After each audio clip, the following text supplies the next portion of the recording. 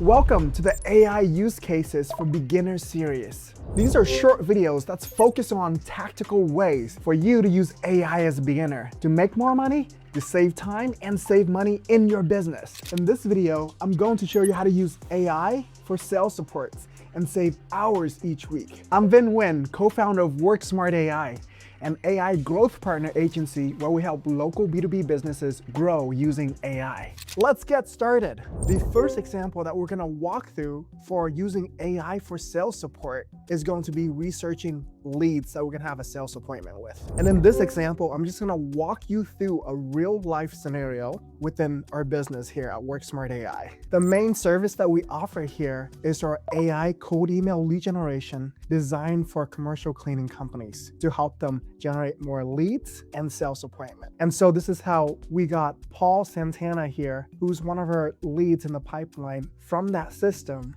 that I'll be meeting with him tomorrow. And based on this prompt, I just dropped in some basic information regarding Paul for me to meet with him tomorrow. And again, do not worry about this prompt because you can grab this for free in my free Skool community with the link down below. So here, all I'm doing is I'm dropping in Paul's name and his position, which is he's the owner, the name of his company, Rocket Cleaning Solutions, and just a website. That's all I'm doing for Paul. And for my product and service, I just said I own an AI cold email agency in helping commercial cleaning companies. And now I'm gonna have AI help me do the research and help me find trigger events that's gonna help me with my sales appointments, likely what his pain points are, and then lastly, the value alignment on how I can align my value to help him out. So let's take a look at the output. And again, I'm using Gemini here, and make sure you put this on either pro or thinking mode for better output. As for trigger events, AI found that Rocket Cleaning Solutions recently became a member of the Colorado Apartments Association in 2024 and the International Janitorial Cleaning Service Association. Why this matters? Because it's a massive buying signal. Paul is actively spending capital and time to get his brand in front of commercial decision makers, specifically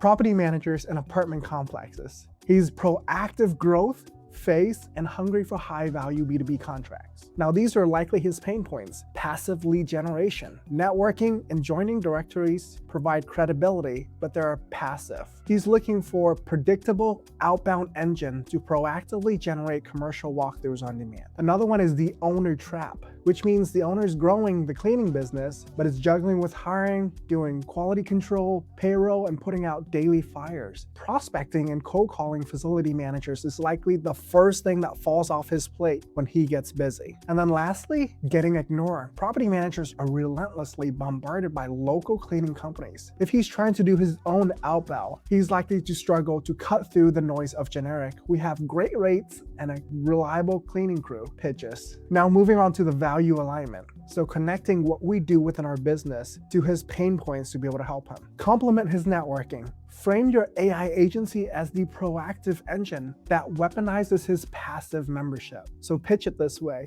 your Colorado Apartments Association memberships gives you credibility, but our AI system put that credibility directly in the inbox of 500 local property managers every month. That's pretty good. Next one is doing the bolt-on sales machine. So position your service as an automated SDR, where he doesn't have to learn a new software, write emails, or waste time prospecting. We deliver him warm leads, and he just shows up for the walkthrough to close the deal. And lastly, cutting through the noise. Explain how your AI personalization prevents him from looking like a spam. Because you use AI, we can specifically reference a specific property portfolios or local development at scale, making property managers actually want to reply to his bids. That was really good, and it only took a couple of minutes. Now, before meeting with Paul, I can have full context of what he's going through and position myself in a way that I can serve him at the highest level. Now let's move on to our second example of using AI to predict Paul's objections and overcome them. So here I dropped in this new prompt asking for 3 most likely sales objection this specific lead will have, along with that the top 3 actionable objection handlers, script or strategies I can use effectively to overcome them. I forgot to put in the specific information regarding Paul again, but it's okay because if we look at the output, it says it looks like you left the template brackets blank. Since I am AI and I have context for our previous conversation, I would just assume you're still targeting Paul Santana at Rocket Cleaning Solutions for AI cold email agency. That's great. All right, here's Paul's 3 likely objections when I meet with him. The first one is, I've tried lead gen agencies and SEO agencies before. It was a waste of money. The leads were terrible. We rely on networking and word of mouth. The second one is brand reputation objection. I don't want you spamming 10,000 local business owners with my company name. Property managers hate spam and it will ruin my reputation in Colorado Springs. The last one is the time and bandwidth objection. I'm barely keeping up with my current crews and payroll. I don't have time to learn a new AI system, write emails, or manage this. That's pretty good. Now let's move on to the objection handlers. So to handle the first objection, AI saying validate his frustration. Most cleaning owners have been burned out by agencies selling SEO or cheap Facebook ads that yield residential tire kickers. You need to highlight that outbound email targets facilities, not homeowners. And here's the script for that they gave us. Moving on to how we handle the second objection. Shift his perspective from mass spam to hyper-personalized outreach at scale. Explain exactly how AI prevents his email from looking like a spam. That's very true. And there's the script on how I can say that. And lastly, handling the time and bandwidth objection. The strategy here is this is a done for you offer. So assure him that you are taking work off his plate, not adding on to it. He's a cleaner, not a marketer. Keep it simple. That was a pretty solid output. Now let's move on to example number 3, which is using AI as our sales coach by using it to analyze our sales transcript and then give us feedback based on that. So let's take a look. So here I have a prompt explaining to AI what I'm trying to ask it to do, along with attaching my sales call transcript. And again, this is a real example from my business. So here it is. So I'm asking AI for the 3 things that I did well in this call, the 3 areas that I dropped the ball in and could improve, and lastly, 2 to 3 actionable concrete steps that I can actually improve on my sales call. So let's take a look at the first part in the 3 things that I did well. Masterful report building, clear differentiation and risk reversal, and setting realistic expectations. Now again, I'm not going to read all of this for you because it may not be relevant.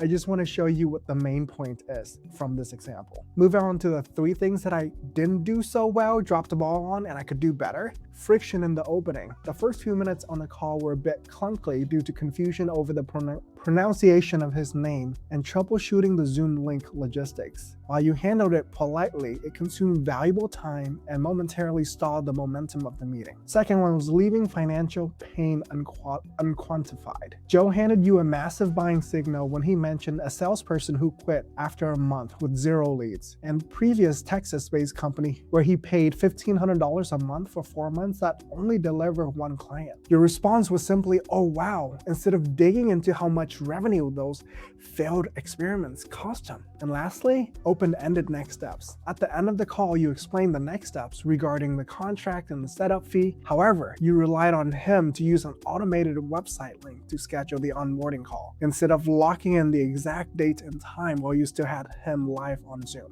All right, so here are the 3 things that I could do better from that sales call. The first one is lock down the logistics before the call. Tip number 2 is quantify the pain. And the last tip is book a meeting from a meeting. That is solid. All right, let's move on to our last use case example, where we're gonna use AI to help us summarize our notes, turn it into action items by just analyzing the transcripts. If you do your meetings online like Zoom or Google, you should be able to record it and get the transcript of every single meeting. And so that's what I have here. I'm just gonna ask AI to summarize this for me, attach my transcript. That was my onboard meeting with Joe. And then here's the output. So we have an executive summary here, which gives a brief explanation of what this meeting was about, the action items from this meeting, and then the parking lot stuff, which means the stuff that we didn't actually have a concrete plan and solution for, that was tabled for future meetings. And so I can just copy and paste this here, update that to my CRM, send an email to Joe as a meeting recap. That took me less than a minute. If you want the prompt in this video, you can grab them for free in my free Skool community with the link below. Thank you for watching.